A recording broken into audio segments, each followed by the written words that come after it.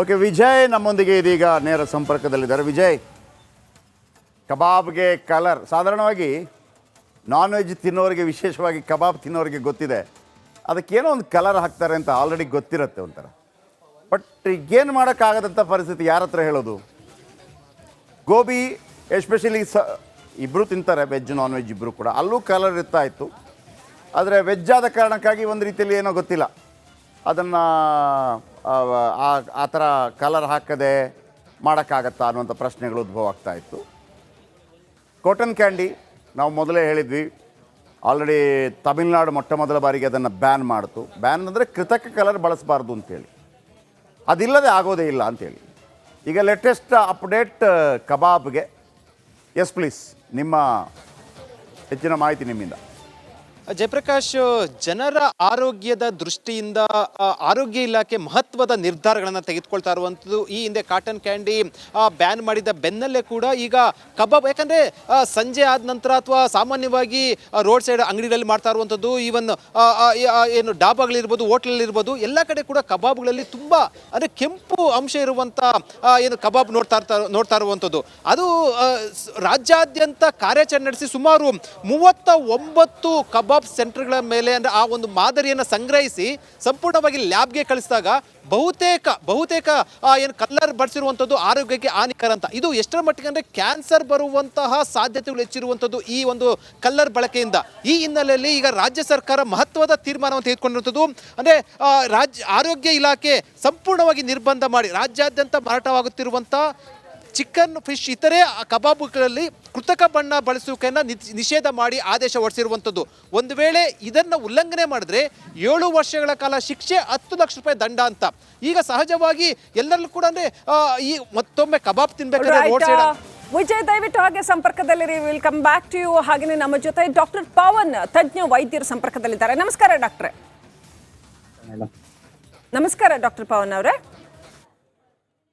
ನಮಸ್ಕಾರ ಮೇಡಮ್. ಹಾ ಡಾಕ್ಟ್ರೆ, ಈಗ ಈ ಕಬಾಬ್ಗೆ ಬಳಸುವ ಕಲರ್ ಏನಿದೆ, ಕೃತಕ ಬಣ್ಣ ಏನಿದೆ, ಇದನ್ನ ರಾಸಾಯನಿಕಗಳೇನಿದೆ, ಇದನ್ನ ರಾಜ್ಯ ಸರ್ಕಾರ ನಿಷೇಧ ಮಾಡಿದೆ ಅಂತ. ಈ ಹಿಂದೆ ಕಾಟನ್ ಕ್ಯಾಂಡಿಗೆ ಬಳಸುವಂಥ ಕೃತಕ ಬಣ್ಣ ಇರ್ಬೋದು, ಅಥವಾ ಆ ಥರ ಈಗ ಚಿಕನ್, ಫಿಶ್ ಇಂಥದಕ್ಕೆಲ್ಲ ಬಳಸುವಂಥ ಆಹಾರ ಪದಾರ್ಥಗಳಿಗೆ ಬಳಸುವಂಥ ಕೃತಕ ಬಣ್ಣವನ್ನು ಬ್ಯಾನ್ ಮಾಡಿದೆ ಅಂತ. ಒಂದು ವೇಳೆ ಇದನ್ನು ತಿಂದರೆ ಆರೋಗ್ಯದ ಮೇಲೆ ಏನು ಪರಿಣಾಮ ಬೀರುತ್ತೆ? ನೋಡಿ, ಈ ಕಲರಿಂಗ್ ಏಜೆಂಟ್ಸ್ ಏನಿದೆ, ಈ ಫುಡ್ ಅಡಿಟಿವ್ಸ್ ಅಂತ ಹೇಳ್ತಾರೆ, ಅದು ಈಗ ಸಾಕಷ್ಟು ಕಂಟ್ರಿಗಳಲ್ಲಿ ಬರೀ ಈಗ ಯಾವ್ದಾವ್ದು ಅಪ್ರೂವಲ್ ಪಡೆದಿದೆ ಅಂತ ಕಲರಿಂಗ್ ಏಜೆಂಟ್ಸ್ ಅನ್ನು ಮಾತ್ರ ಯೂಸ್ ಮಾಡಬೇಕು ಅಂತ ಹೇಳ್ತಾರೆ. ಯಾಕಂದ್ರೆ ಎಷ್ಟೋ ಕಡೆ, ಎಸ್ಪೆಷಲಿ ನಮ್ಮ ದೇಶದಲ್ಲಿ ಅಥವಾ ಬಡ ದೇಶಗಳಲ್ಲಿ ಇರ್ಬೋದು, ಎಷ್ಟೋ ಕಡೆ ಅಪ್ರೂವಲ್ ಇರೋದಿಲ್ಲ. ಸೊ ಅದರಲ್ಲಿ ನಮ್ಗೆ ದೇಹಕ್ಕೆ ತುಂಬಾ ಮಾರಕವಾದಂತ ಇಂಗ್ರೀಡಿಯೆಂಟ್ಸ್ ಇರ್ತಕ್ಕಂತ ಸಾಕಷ್ಟು ಕಲರಿಂಗ್ ಏಜೆಂಟ್ಸ್ ಗಳಿದಾವೆ. ಅದರಲ್ಲಿ ಸಾಕಷ್ಟು ಜನಕ್ಕೆ ಅಲರ್ಜಿ ಆಗ್ತಕ್ಕಂಥದ್ದು, ಹೊಟ್ಟೆ ಉಬ್ಬರ ಬರ್ತಕ್ಕಂಥದ್ದು, ಗ್ಯಾಸ್ಟ್ರಿಕ್ ಆಗ್ತಕ್ಕಂಥದ್ದು, ಲಾಂಗ್ ಟರ್ಮ್ ಅಲ್ಲಿ ಇರಿಟಬಲ್ ಬವಲ್ ಡಿಸೀಸ್ ಅಂತ ಹೇಳ್ತೀವಿ. ಸೊ ಈ ಕರಳು ಮತ್ತೆ ಹೊಟ್ಟೆ ಇದಕ್ಕೆಲ್ಲ ತುಂಬಾ ಡ್ಯಾಮೇಜ್ ಮಾಡ್ತಕ್ಕಂಥದ್ದು ಆಗುತ್ತೆ. ಯಾಕಂದ್ರೆ ಕರಳಲ್ಲಿ ಹುಣ್ಣ ಆಗ್ಬೋದು, ಅಲ್ಸರೇಟಿವ್ ಕೋಲೈಟಿಸ್ ಅಂತ ಹೇಳ್ತೀವಿ, ಅಥವಾ ಕ್ರಾನ್ಸ್ ಡಿಸೀಸ್ ಅಂತ ಹೇಳ್ತೀವಿ. ಸೊ ಇದು ಆಗುವಂತ ಚಾನ್ಸಸ್ ಇರುತ್ತೆ. ಇನ್ನು ಕೆಲವರಲ್ಲಿ ಇಂಡೈಜೆಷನ್ ಆಗಿ ಸಾಕಷ್ಟು ಜನಕ್ಕೆ ತೇಗ್ ಬರ್ತಕ್ಕಂಥದ್ದು, ಅಥವಾ ಲೂಸ್ ಮೋಷನ್ ಆಗೋದು, ಹೊಟ್ಟೆ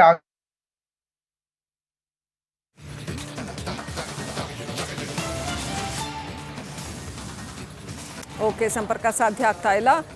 ಡಾಕ್ಟರ್ ಹೇಳ್ತಾ ಇದ್ರು ಏನೆಲ್ಲ ಆಗಬಹುದು ಅಂತ. ಗ್ಯಾಸ್ಟ್ರಿಕ್ನಿಂದ ಆರಂಭ ಮಾಡಿ ಇನ್ನು ಎಷ್ಟೆಲ್ಲ ಬಗೆಯ ಆರೋಗ್ಯ ಸಮಸ್ಯೆಗಳು ಆಗಬಹುದು ಈ ಒಂದು ಕೃತಕ ಬಣ್ಣವನ್ನು ಸೇವಿಸೋದ್ರಿಂದ ಅನ್ನುವಂಥದ್ದನ್ನು ಹೇಳ್ತಾ ಇದ್ರು. ನಮ್ಮ ಕರುಳು ಅಥವಾ ನಮ್ಮ ಗ್ಯಾಸ್ಟ್ರೋ ಇಂಟೆಸ್ಟೈನಲ್ ಸಿಸ್ಟಮ್ ಏನಿದೆ, ಜೀರ್ಣಾಂಗ ವ್ಯೂಹ ಏನಿದೆ, ಅದರ ಮೇಲೇ ಸಾಕಷ್ಟು ಪರಿಣಾಮ ಬೀರಬಹುದು ಅನ್ನುವಂಥದ್ದನ್ನು ವೈದ್ಯರು ಹೇಳ್ತಾ ಇದ್ರು.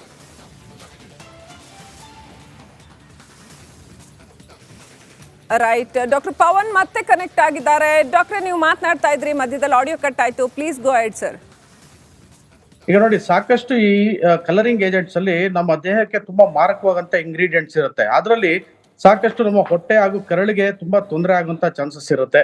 ಗ್ಯಾಸ್ಟ್ರೈಟಿಸ್ ಆಗ್ಬೋದು, ಹೊಟ್ಟೆ ಉಬ್ಬರ ಬರ್ತಕ್ಕಂಥದ್ದು, ಸಾಕಷ್ಟು ತೇಗಗಳು ಬರ್ತಕ್ಕಂಥದ್ದು, ಇಂಡೈಜೆಷನ್ ಆಗ್ತಕ್ಕಂಥದ್ದು, ಹಾಗೆ ಕರಳು ತುಂಬಾ ಲಾಂಗ್ ಟೈಮ್ ಅಲ್ಲಿ ಯೂಸ್ ಮಾಡಿದಾಗ ಡ್ಯಾಮೇಜ್ ಆಗಿ ಇರಿಟಬಲ್ ಬವಲ್ ಡಿಸೀಸ್ ಅಂತ ಹೇಳ್ತೀವಿ. ಅದರಲ್ಲಿ ಕ್ರಾನ್ಸ್ ಡಿಸೀಸ್, ಅಲ್ಸರೇಟಿವ್ ಕೋಲೈಟಿಸ್ ಇಂಥವೆಲ್ಲ ಆಗುವಂತ ಚಾನ್ಸಸ್ ಇರುತ್ತೆ.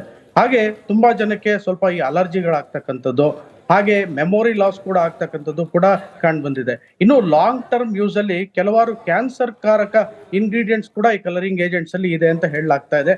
ಸೊ ಹಾಗಾಗಿ ಈ ಕಲರಿಂಗ್ ಏಜೆಂಟ್ಸ್ ಇಂದ ನಮ್ಮ ದೇಹಕ್ಕೆ ಆಗೋ ತೊಂದರೆಗಳು ತುಂಬಾ ಜಾಸ್ತಿ ಇರುತ್ತೆ. ಯಾಕಂದ್ರೆ ಅದು ನೋಡೋದಕ್ಕೆ ನಮ್ಗೆ ಕಲರ್ ಆಗಿ ಫುಲ್ ಚೆನ್ನಾಗಿ ಕಾಣಿಸ್ಬೋದು, ಆದ್ರೆ ನಮ್ಮ ದೇಹಕ್ಕೆ ಸಾಕಷ್ಟು ತೊಂದರೆಗಳನ್ನ ಅದು ಕಾಸ್ ಮಾಡುತ್ತೆ.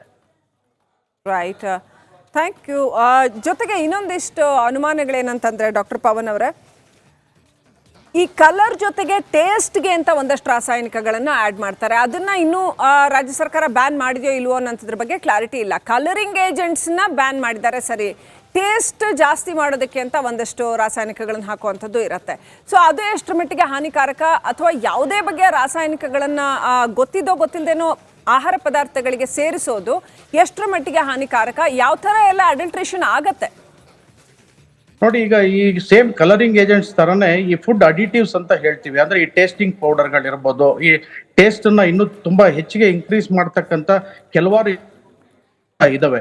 ಇದರಲ್ಲಿ ಎಷ್ಟೋ ದೇಶಗಳಲ್ಲಿ ಇದಕ್ಕೆ ಒಂದು ಐಡೆಂಟಿಫಿಕೇಶನ್ ಮಾಡೋದಕ್ಕೆ ನಮ್ಮ ದೇಹಕ್ಕೆ ಯಾವುದು ತೊಂದರೆ ಆಗೋದಿಲ್ಲ, ಯಾವ ಮಟ್ಟದಲ್ಲಿ ಇಂಗ್ರೀಡಿಯೆಂಟ್ಸ್ ಇರಬೇಕು ಅನ್ನೋದು ಒಂದು ಗೈಡ್ಲೈನ್ಸ್ ಇದಾವೆ. ಅದರಲ್ಲಿ ಅಮೆರಿಕ ಮತ್ತೆ ಯುರೋಪ್ ನಲ್ಲಾದ್ರೆ ಸ್ಟ್ರಿಕ್ಟ್ ಆಗಿ ಇಂಪ್ಲಿಮೆಂಟ್ ಮಾಡ್ತಾರೆ. ಆದ್ರೆ ನಮ್ಮ ದೇಶದಲ್ಲಿ ಏನಾಗ್ತಾ ಇದೆ, ಇದ್ರೂ ಕೂಡ ಈ FSSAI ಇವೆಲ್ಲ ಕೂಡ ಇದಾವೆ, ಆದ್ರೆ ಇವೆಲ್ಲ ಇದ್ರೂ ಕೂಡ ಎಲ್ಲೋ ಒಂದು ಕಡೆ ಅದನ್ನ ಮಾನಿಟರ್ ಸರಿಯಾಗಿ ಮಾಡ್ಲಾಗ್ತಾ ಇಲ್ಲ. ಸೊ ಹಾಗಾಗಿ ಈ ಮಾರುಕಟ್ಟೆಯಲ್ಲಿ ನಾವು ನೋಡಿದಾಗ ಎಷ್ಟೋ ಅಪ್ರೂವ್ಡ್ ಇಲ್ಲದೆ ಇರತಕ್ಕಂತ ಈ ಟೇಸ್ಟ್ ಪೌಡರ್ಗಳಿರ್ಬೋದು ಅಥವಾ ಕಲರಿಂಗ್ ಏಜೆಂಟ್ಸ್ ಇರ್ಬೋದು, ಎಲ್ಲ ಕೂಡ ಲಭ್ಯ ಇರುತ್ತೆ. ಸೊ ನಾವು ತೆಗೆದುಕೊಳ್ಳುವಾಗ ನಮ್ಗೆ ಯಾವ್ದು ಕರೆಕ್ಟ್ ಆಗಿದೆ, ಯಾವ್ದು ಸರಿ ಇಲ್ಲ ಅಂತ ನಮ್ಗೆ ಗೊತ್ತಾಗೋದಿಲ್ಲ. ಸೊ ಹಾಗಾಗಿ ಇವೆಲ್ಲ ಈ ಟೇಸ್ಟಿಂಗ್ ಪೌಡರ್ಸು ಕೂಡ ಸಾಕಷ್ಟು ಮಟ್ಟದಲ್ಲಿ ನಮಗೆ ಈ ಗ್ಯಾಸ್ಟ್ರಿಕ್ ಇರಿಟೇಷನ್ ಆಗುವಂಥದ್ದು, ಗ್ಯಾಸ್ಟ್ರೈಟಿಸ್, ಹೊಟ್ಟೆ ಉಬ್ಬರ ಬರ್ತಕ್ಕಂಥದ್ದು, ಹೊಟ್ಟೆ ನೋವು, ಕೆಲವಾರು ಜನಕ್ಕೆ ನೋಡಿ, ಮಕ್ಕಳಲ್ಲಿ ಸುಮಾರು ಜನಕ್ಕೆ ಆಗಾಗ ಹೊಟ್ಟೆ ನೋವುಗಳು ಬರ್ತಾ ಇರುತ್ತೆ, ಜೀರ್ಣ ಆಗೋದಿಲ್ಲ, ಸರಿಯಾಗಿ ಊಟ ಮಾಡೋದಿಲ್ಲ, ಹೊಟ್ಟೆ ಹಿಂಡ್ತಾ ಇರುತ್ತೆ. ಸೊ ಇವೆಲ್ಲ ಮಕ್ಕಳಲ್ಲಿ ಸಾಕಷ್ಟು ಪ್ರಾಬ್ಲಮ್ಗಳನ್ನ ನಾವು ಇತ್ತೀಚೆಗೆ ನೋಡ್ತಾ ಇದ್ವಿ. ಅದೇ ನಾವು ಎಲ್ಡರ್ಸ್ ಅಲ್ಲಿ ತುಂಬಾ ಯಾರು ವಯಸ್ಸಾಗಿರುತ್ತೆ, ಸೊ ಅಂತವರಲ್ಲಿ ಇವರೆಲ್ಲ ಇವನ್ನೆಲ್ಲ ಸಾಕಷ್ಟು ಮಟ್ಟದಲ್ಲಿ ತೆಗೆದುಕೊಂಡು ಸಾಕಷ್ಟು ಈ ಕ್ರಾನಿಕ್ ಡಿಸೀಸ್ಗಳು, ಅಂದ್ರೆ ನಾನು ಮುಂಚೆ ಹೇಳಿದಾಗೆ ಈ ಇರಿಟಬಲ್ ಬವಲ್ ಸಿಂಡ್ರೋಮ್ ಆಗುವಂತ ಚಾನ್ಸಸ್ ತುಂಬಾ ಜಾಸ್ತಿ ಇರುತ್ತೆ. ಥ್ಯಾಂಕ್ ಯು ಡಾಕ್ಟರ್, ರಿಪಬ್ಲಿಕ್ ಕನ್ನಡಕ್ಕೆ ಮಾತನಾಡಿದ್ದಕ್ಕೆ.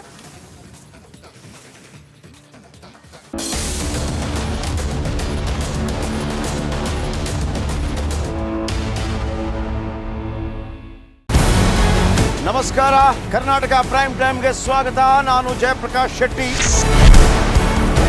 ಇಡೀ ಕರ್ನಾಡು ಇವತ್ತು ರೆಬೆಲ್ ಆಗಿ ನಿಂತಿದೆ. ಈ ಹಗರಣಗಳನ್ನು ಸದನದಲ್ಲಿ ಪ್ರಸ್ತಾಪ ಮಾಡಲು ಕೂಡ ಕಾಂಗ್ರೆಸ್ ಹಿಂದೇಟು ಹಾಕಿದ್ದೇಕೆ? ನಿಮ್ಗೆ ಸಂಬಳ ಅದಕ್ಕೆ, ನಿಮಗೆ ವಾಹನ ಅದಕ್ಕೆ, ನಿಮಗೆ ವೆಪನ್ ಅದಕ್ಕೆ, ನೀವು ಅದನ್ನು ಸೆರೆ ಹಿಡಿಬೇಕಾಗಿತ್ತು. ನೀವು ವಿದ್ಯುತ್ ಬರ ಇದೆ ಅಂತ ಹೇಳ್ತಾ ಇದ್ದೀರಿ, ಎಲ್ಲಿ ಬರ ಇದೆ ನೀವು ಹೇಳಬೇಕು. ಪಾಕಿಸ್ತಾನ್ ಆಕ್ಯುಪೈಡ್ ಕಾಶ್ಮೀರ್ ಅದು ಎಂದೆಂದಿಗೂ ನಮ್ಮದು. 40 ಮೆಷಿನ್ಗಳು ತಂದಿತ್ತು ನೋಟ್ ಎಣಿಸುವುದಕ್ಕೆ, ಅದೇ ಹಾಳಾಗಿತ್ತು. ಮಥುರಾದ ಗಲಾಟೆ ಇದೆಯಲ್ಲ, ಅದು ಸ್ಥಳೀಯವಾಗಿ ಕೂತು ಪರಿಹರಿಸಬಹುದಾದಂಥ ಕಾನೂನಿದೆ. ಗ್ಯಾರಂಟಿ ಯೋಜನೆಯಿಂದ ನಷ್ಟ ಆಗಿದೆ, ಲಾಭ ಆಗಿದೆ, ದಯವಿಟ್ಟು ಹೇಳಿ. Dawood Ibrahim most wanted criminal ಯಾವಾಗಾದ ಅಂದರೆ ಇಲ್ಲಿ ತನಕ ಭಾರತ ದೇಶದಲ್ಲಿ ಓರ್ವ ದಲಿತ ಪ್ರಧಾನಿಯಾದಂಥ ಇತಿಹಾಸವೇ ಇಲ್ಲ. ರಿಪಬ್ಲಿಕ್ ವರ್ಲ್ಡ್ ಆಪ್ ಇದು ಕೇವಲ ಅಪ್ಲಿಕೇಶನ್ ಅಲ್ಲ, ಸಮಗ್ರ ಸುದ್ದಿಗಳ ಸಂಪರ್ಕ ಮಾರ್ಗಕ್ಕೆ ಕ್ರಾಂತಿಕಾರಿ ಬದಲಾವಣೆ. ರಿಪಬ್ಲಿಕ್ ವರ್ಲ್ಡ್ ಆಪ್ ಕೇವಲ ಸುದ್ದಿ ಅಪ್ಲಿಕೇಶನ್ ಅನ್ನ ಪರಿಚಯ ಮಾಡ್ತಾ ಇಲ್ಲ, ಬದಲಾಗಿ ಡಿಜಿಟಲ್ ಸುದ್ದಿ ಬಳಕೆಯ ಹೊಸ ಯುಗಕ್ಕೆ ನಾಂದಿ ಹಾಡ್ತಾ ಇದೆ. ಇದೊಂದು ಬ್ರೇಕಿಂಗ್ ನ್ಯೂಸ್, ಪ್ರಭಾವಶಾಲಿ ಕಾರ್ಯಕ್ರಮಗಳಿಗೆ ಗಟ್ಟಿಯಾದ ವೇದಿಕೆ. ರಿಪಬ್ಲಿಕ್ ವರ್ಲ್ಡ್ ಅಪ್ಲಿಕೇಶನ್ ಈಗ ಲೈವ್ ಆಗಿದೆ. ಗೂಗಲ್ ಪ್ಲೇ ಸ್ಟೋರ್ ಮತ್ತು ಆಪಲ್ ಆಪ್ ಸ್ಟೋರ್ ಎರಡರಲ್ಲೂ ಲಭ್ಯವಿದೆ. ಈಗಲೇ ಡೌನ್ಲೋಡ್ ಮಾಡಿ.